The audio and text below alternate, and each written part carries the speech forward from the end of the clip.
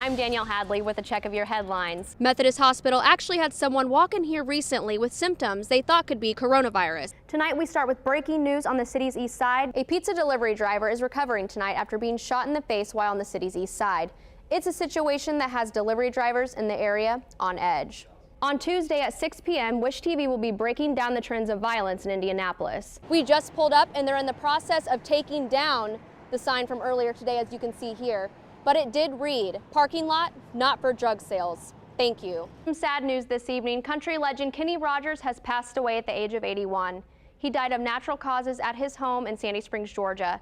He is best known for his music career of pop and country music. The greatest spectacle in dog walking is back. The Indianapolis Motor Speedway is hosting Indy Humane's Mutt Strut on April 25th. It has been a beautiful Sunday so far, but how is the work week shaping up? Let's go ahead and send it over to meteorologist Tara Hastings for the latest. Brown says his coworker is still in the hospital tonight, but she is expected to be okay. If you know anything about this, call police. There was a fiery explosion on the city's east side.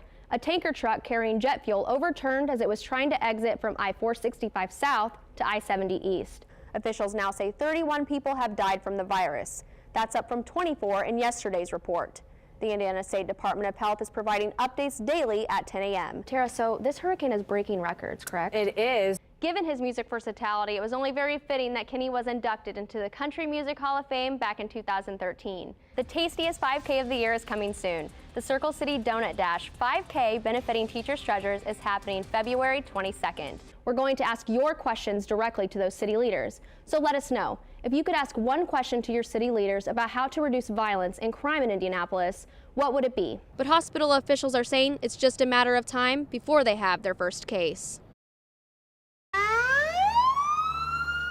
It's an emergency local hospitals are preparing for. The coronavirus will almost certainly arrive at their doors. We are taking really unprecedented steps for us. This has been certainly the largest outbreak that we've prepared for in my career. Dr. Cole Bueller is an infectious disease doctor with IU Health. He's been part of nearly daily meetings at IU Methodist Hospital about the potential for the coronavirus. Training staff on how to set up airborne isolation rooms, setting hospital checkpoints, and keeping an eye out for potential patients that could be infected and don't know it. That takes us making sure that we're setting up gates of entry where we're asking patients questions about travel, about potential symptoms.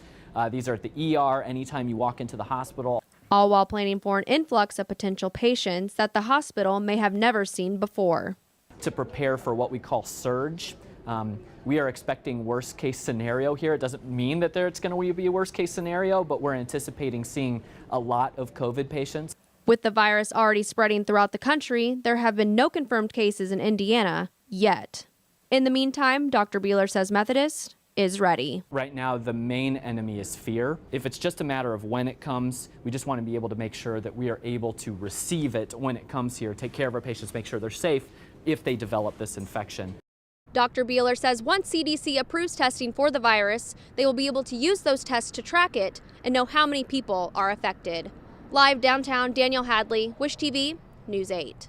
For a sign that's only been up for 24 hours, it's gotten a lot of attention. It's parking lots not for drug sales, thank you. And that's can't put it no plainer. This restaurant is the Dairy Queen off 71st and Michigan Road. I went inside and talked to the manager on duty. No one would go on camera, but they did tell me the parking lot has become a cesspool for drug use. They have found needles in the parking lot and have dealt with what they thought were drug overdoses. We checked out the parking lot for ourselves. Just not safe.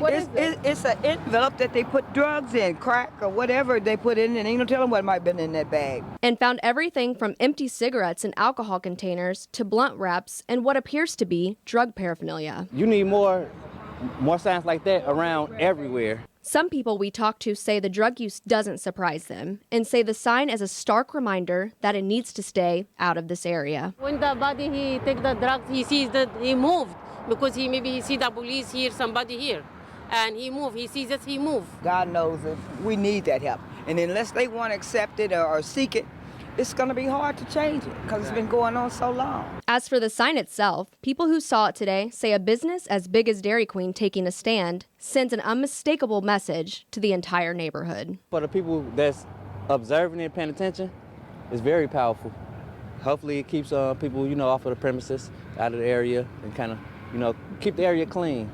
Bullet went through the side of the face and took off the back part of the ear. They had a sore back up. She don't have an earlobe now. Dwayne Brown paints a terrifying picture of what happened to his female coworker at Aunt Polly's Pizza. According to police reports, it all happened around 8:45 Thursday night when the woman, who WishTV will not name, took a delivery to Indy's east side, this apartment complex near 21st and Arlington Avenue. One come up to the window like he's going to pay her, and the other one come to the other side of the car and tapped on the window with the gun. And he just started shooting. He unloaded a whole clip into her car. That's when Brown says the woman drove to a nearby gas station to get help.